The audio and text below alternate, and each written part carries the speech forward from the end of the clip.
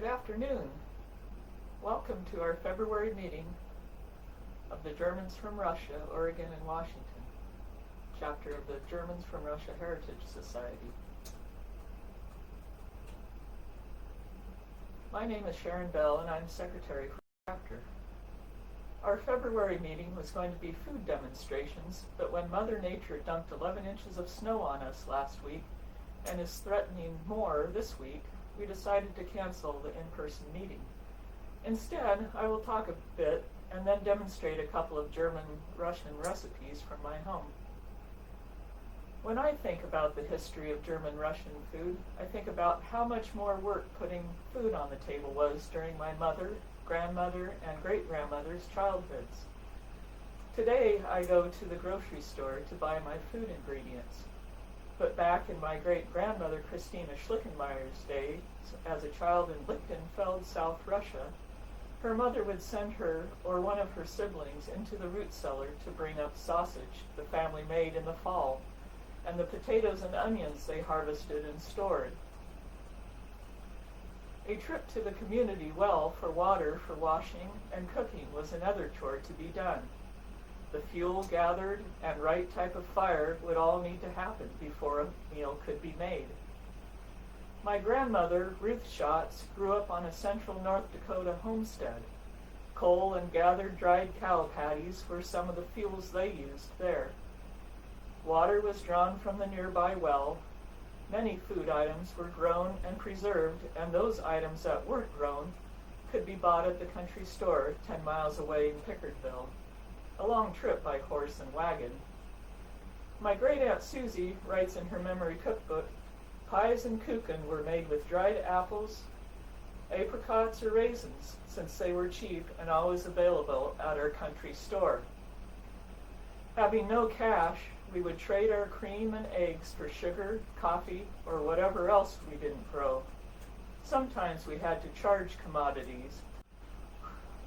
My mother, Catherine Long, grew up on a small farm in Clatskanie, Oregon, where they cooked on a wood stove. They had no running water inside and no electricity when they first moved there. How very different from my childhood, where we had a refrigerator, running cold and hot water, and an electric stove. We did have a basement where we kept the home canned goods. After dark, I didn't like going down the open stairs lit with one dim light bulb, and then through the dark basement to the fruit room near the roaring furnace to fetch a jar of canned cherries or pears. How easy it is now for me to open my freezer, grab some meat, use the microwave to defrost it, turn on the faucet to put water in the pot, and turn on the stove to cook my food. And if I'm missing an ingredient, it is only a short trip to the store to get whatever I need. In 1972, my great-aunt Susie dictated recipes from memory while my grandma Ruth hand-wrote them. In 1996, my mother Catherine transcribed these recipes. One of my favorite German-Russian recipes is kuchen.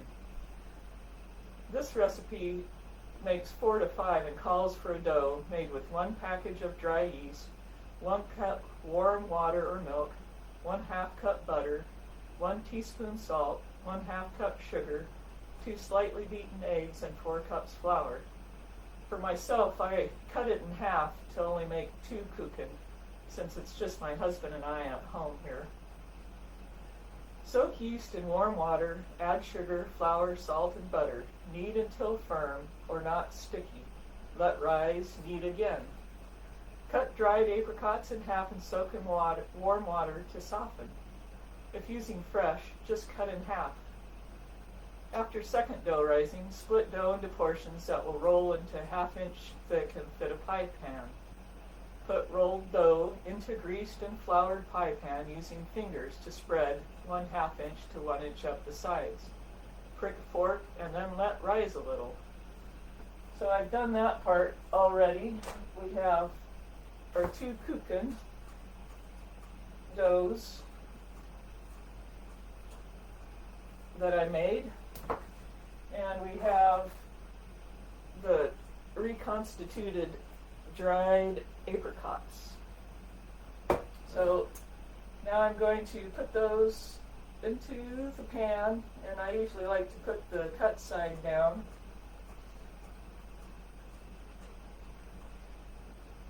And meanwhile, my oven is preheated to 350 degrees.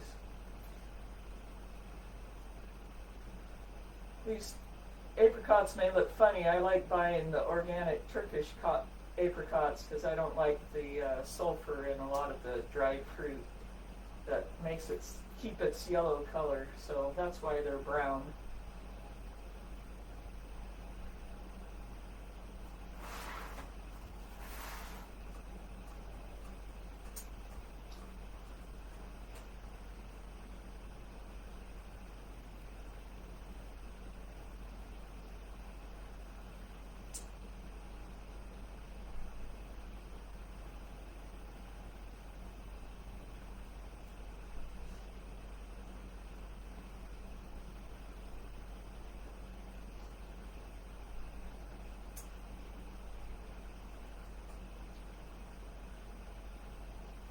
All right, after filling with the fruit, the custard I pre-made, it's for the full recipe is 6 eggs, 1.5 tablespoons flour, 3 cups cream or half and half, 1.5 cups of sugar, and 1.5 teaspoons vanilla. And like with the dough, I cut that in half.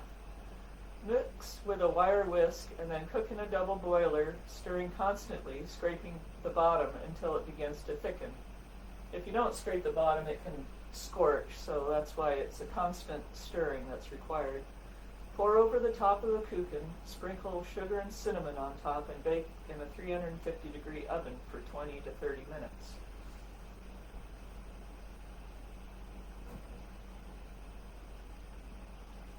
So this is my custard that I thickened in the double boiler on the stove.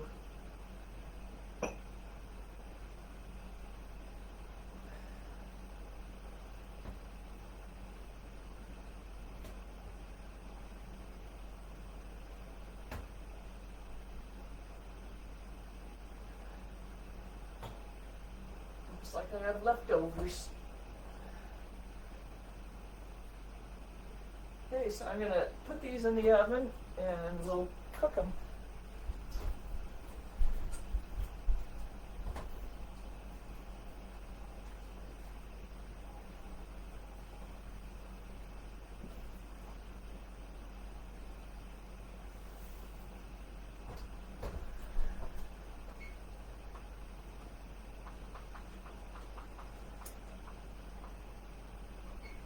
Okay. Set for 20 minutes and I'll check on them. So my Aunt Susie in her cookbook said that her ma used to bake a wash tub of these on Saturday, and by Monday none were left. They had 10 to feed in their family.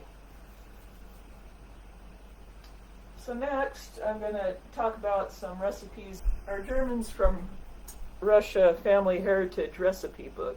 And these are available for $12.50. So when I read about some of the Germans' Russian recipes in a GROW Family Heritage Recipe Book, I realize that some recipes were convenient. And by that I mean whatever was easy for tasks scheduled for the day, as in Arlene Dexheimer's Maston's wash day dinner recipe, or based on what food, fresh or put up, was available. An example of this is Joanne Fow's refrigerator pickles recipe. When the cucumbers were ready, it was time for canning. Reading the stories behind our members' recipes is something I enjoy doing while I'm looking for a recipe to try. These 2 stories are great examples of descriptions that allow me to feel like I'm there. Arlene's wash day dinner story is as follows. This recipe survived after decades of my grandmother and then my mother preparing it on the day the family laundry was done. 2 large boilers of hot water occupied the top of the wood stove, which left no room for cooking. This dish was prepared very early in the morning and left to cook slowly on the back of the stove or in the oven. At the end of the day, everyone could sit down to a hot meal. This often included the neighborhood kids who knew what the menu would be and were enticed by the aroma. Her recipe is made in a lidded roaster of layers of diced red potatoes, finely diced onions, chunked bologna, or cut up all beef, ballpark franks, and canned diced tomatoes, seasoned with salt and pepper and cooked at 325 degrees for about 2 hours. Joanne's pickle recipe is accompanied by this story, which I think many of us can relate to. Growing up, the garden was always a central point of our summers. We canned as much as we could, especially pickles. My favorite was any jar that didn't seal and we could eat them right away when they were just barely pickled. After our chores were done, my best friend and I would take a salt shaker, go to the garden, and pick whatever was ready. We would put the tomatoes, cucumbers, carrots, peas, or radishes into a bag and head out for our adventures for the day. Now that's what I call fast food. I didn't have any cucumbers to use, but I did make some refrigerator pickled onions using Joanne's recipe. The brine recipe uses salt, sugar, vinegar, celery seed, and dillweed, and it is tasty.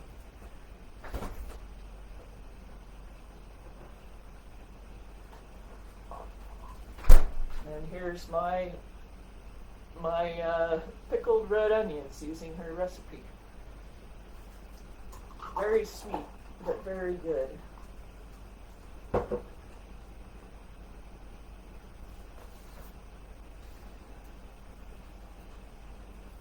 Well, I could open a can of soup myself, put it in a bowl, pop it into the microwave, and have a hot meal in 5 minutes. A recipe like Netflix soup might take a little longer, but tastes oh so much better. My great aunt also included this recipe in her memory book. She calls it Aunt Lizzie's Worst Soup, but the best. This recipe was in the newsletter that was sent out to our members a couple of weeks ago. There are 3 other Netflix soup recipes in our GROW cookbook you could also try. So my broth is heating up on the stove, which I'm going to turn up so it will start boiling. And then I'm going to add some sliced German sausage. And I got these from Gartner's on Lombard and 75th in Northeast Portland.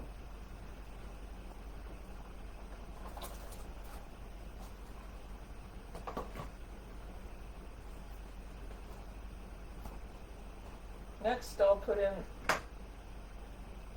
the diced potatoes. I need to drain them though.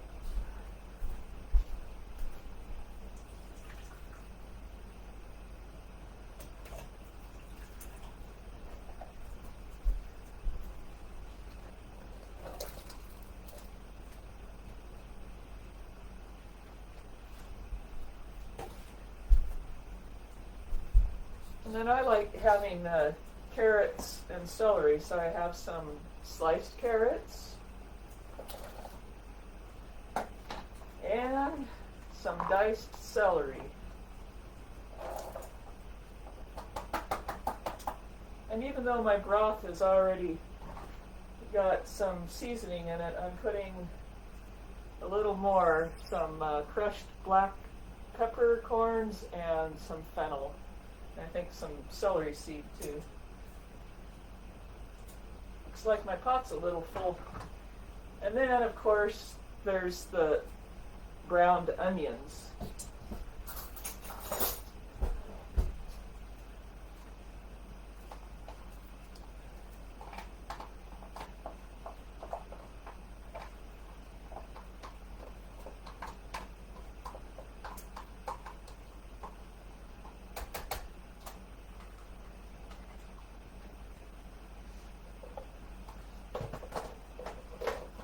I think I'm going to siphon off some of that water so it isn't too full. Pardon me.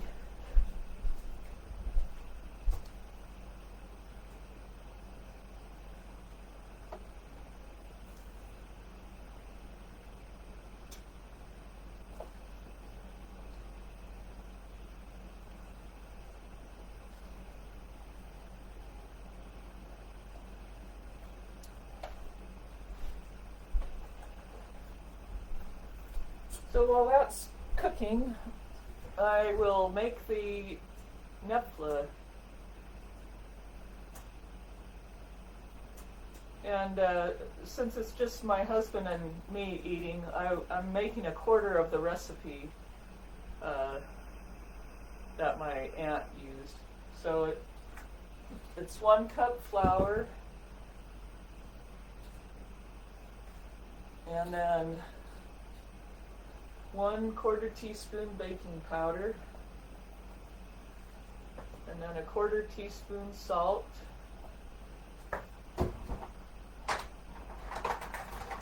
whisk together,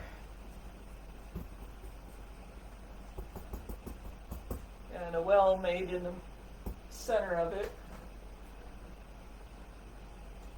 And we need a egg, slightly beaten, and then enough water to make a dough that's soft but not sticky. So we'll see how we come out.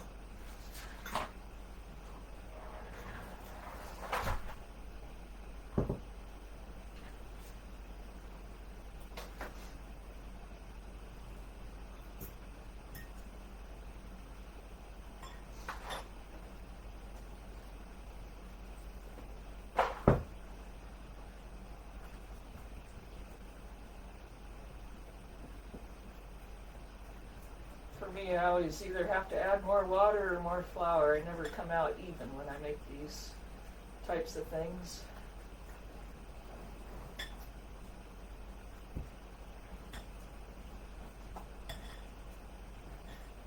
And I'm going to stand up here so you won't see my head, but you'll see my hands.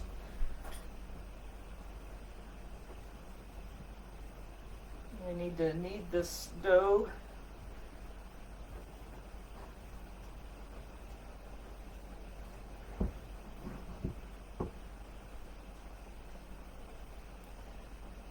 It's sticky. So I'm going to add some more flour.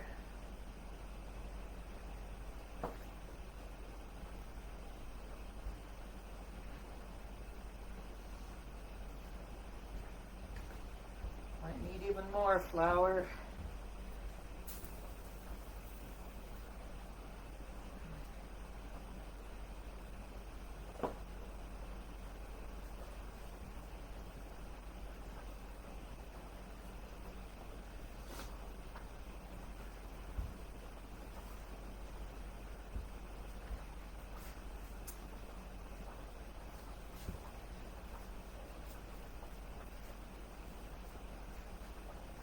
Still a little sticky.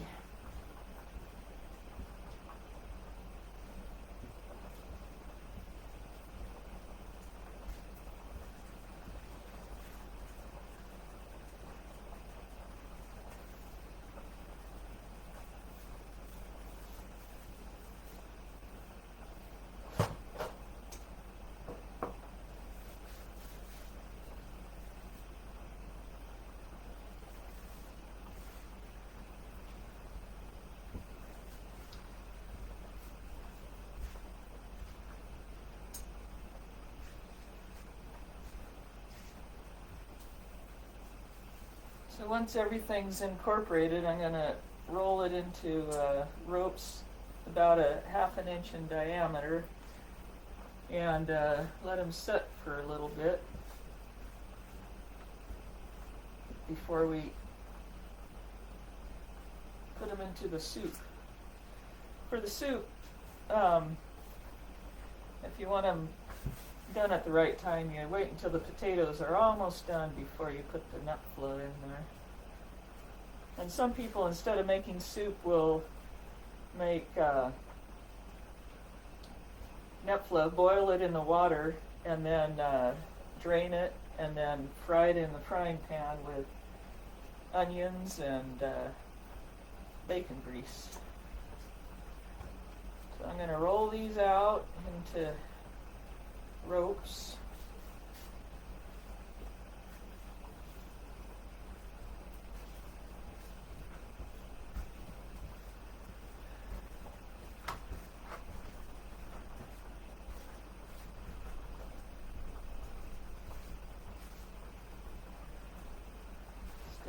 sticky. But that's okay. I think someone had a recipe and they said that somebody complained that, I guess it was their mother's husband complained that they were like bullets. So they do have a chew to them, and they're not fluffy biscuit type things, but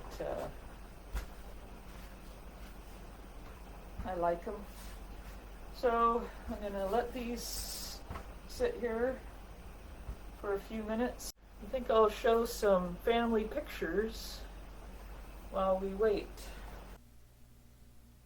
This is a picture of my grandma Ruth Schatz and her sister Sue Schatz, taken on the North Dakota prairie in about 1918. This photo, taken around 1950, is of my mother's family. She's on the far left with her younger brother John, the twins Frank and Dorothy, and their mother Ruth in the truck. It was taken near Clatskanie, Oregon, on their small farm. Here is my great-grandmother, Christina Schlickenmeyer Schatz, standing in front of her house on the homestead around 1961. In 1961, my parents and older sister visited family on the North Dakota homestead. On the left is my great-grandmother, Christina, then my grandmother, Ruth, and great-uncles Hank and Ed, who by this time were farming the homestead. My mother is seated with my older sister. Here at Crater Lake, Oregon, is my great-aunt Sue and my grandma Ruth, who is holding me, in about 1963. In 1968, we were living in Portland when a big snowstorm struck. Here's my brother, my older sister, and myself next to a snowman that we made. Since we let them sit a little bit, I'm going to cut them into the soup. I turned down my temperature a little bit so it's not a rolling boil. And what'll happen is these will sink when they first go in, but then they'll float when they're done. So I'm just going to snip bits into the soup.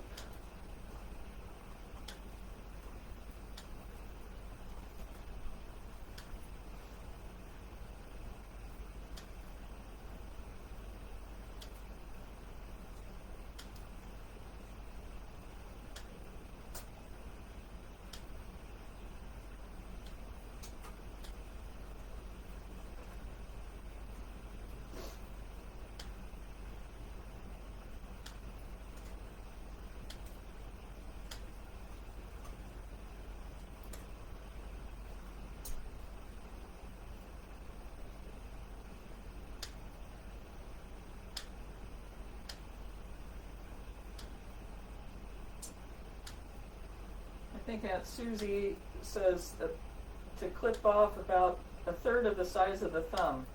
I don't know what that means. A third of the width, a third of a knuckle, or a third of the whole thing. So I just cut them however they cut. Some of them are starting to float. This is good for leftovers too.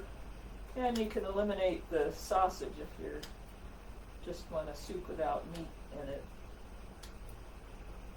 But with that you might want to make sure your broth has a lot of flavor to it, because the sausage does add some good flavor.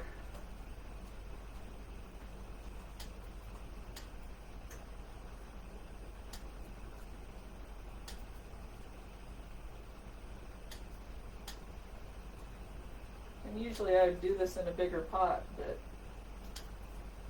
with two of us, we don't need a big pot full of soup.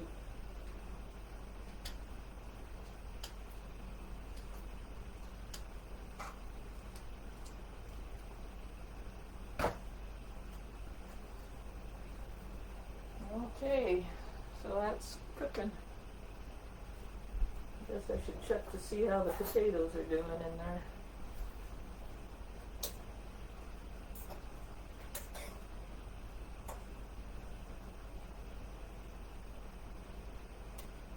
Yep, they're getting soft.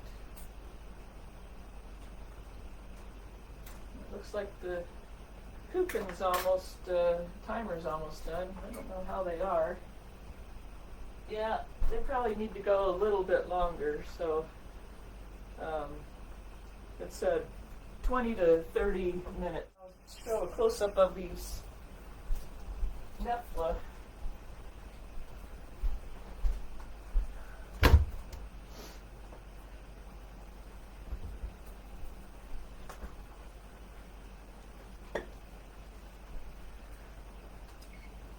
There's some soup for you. Nepla soup. I'm sorry you couldn't sample the food, but I hope you enjoyed the program, and thanks for watching. We look forward to gathering in person for our March 26, 2023 meeting. And so again, thanks for tuning in. Here are some pictures of how the food turned out. Kuchen out of the oven. A big slice of kuchen. The Nepla soup that I made. As you can see, the pot doesn't have much in it. I was already eating some by the time I took this photo. Here is a close-up of my soup bowl. As you can see, there's not much left here either. Here is a cut Nepla showing the texture